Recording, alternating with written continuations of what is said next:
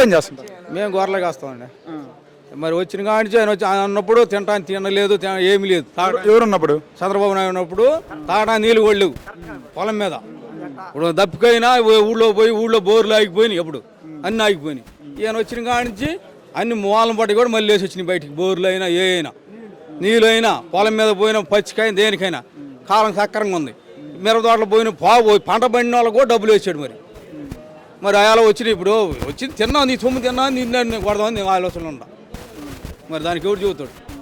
మరి వర్షాలు పడకపోతే చంద్రబాబు మాత్రం ఏం చేస్తాడు? ఎవరు? మన ముఖం రాదలేదు, అది ఆలోచించుకోండి. ముఖం రాదలేదు, మన ముఖం రాయాలా. ఇప్పుడు నువ్వు ఖర్చు 50,000 ఖర్చు పెట్టిన అమ్మే ఉంది, నీ ముఖం రాతుంటే 10,000 కోట్లు నువ్వు గెలుస్తావు. రాత లేకపోతే నీకు 5 కోట్లు పెట్టినా లేగాలి నువ్వు. దానికి ఎవరు చెబుతావు? అది ఎప్పుడైనా మన ముఖం రాత రాసింది అనుకోవాలి. కాకపోతే నేనేదో అనుకున్నాను చెప్పి జరిగిద్దని అది ఎవడు అనుకోం. కాకపోతే నువ్వు వైపుకొని నువ్వు ఎల్లవు నా వైపుకొని నేను లవ్వు అంత మట్టికే. కానీ ఇలా నీ ముఖం రాతుంది. అలా వైఎస్ రేటు ఉన్నప్పుడు కూడా పొలం మీద ఏ వ్యాపారం అయినా, ఫ్యాక్టరీ వ్యాపారం అయినా, ఒక రైతు పండించుకోవడం అయినా దేనికే చాలా మంది ఉంది. ఈ చంద్రబాబు నాయుడు వచ్చినాక అన్ని ఆడవాళ్ళు ముడ తీసుకొని కొనుక్కున్నారు. ఇప్పుడు రాజశేఖర రెడ్డి బిడ్డగా మరి ఇప్పుడు జగన్మోహన్ రెడ్డి బాగా చేసినట్టేనా? చేశాడు, బాగానే చేశాడు. ఇంకా తిరిగేమో ఎదురే ఉంది. ఇప్పుడు ఏ పొలం పంట నష్టం వచ్చిందంటే నష్టానికి ఎంతో దాని తగ్గట్టు వేసాడు. మిరప తోట అయినా ఏదన్నా పైరు వేసుకుని వరిసే ఆలవాళ్ళకి కానీ ఏ పైరు కంచి ఆలవాళ్ళకి కానీ మొత్తం డబ్బులు వేసాడు. చంద్రబాబు నాయుడు జగన్ పిల్ల బచ్చా అంటున్నాడు కదా. అనుకోవటానికి ఏమైంది?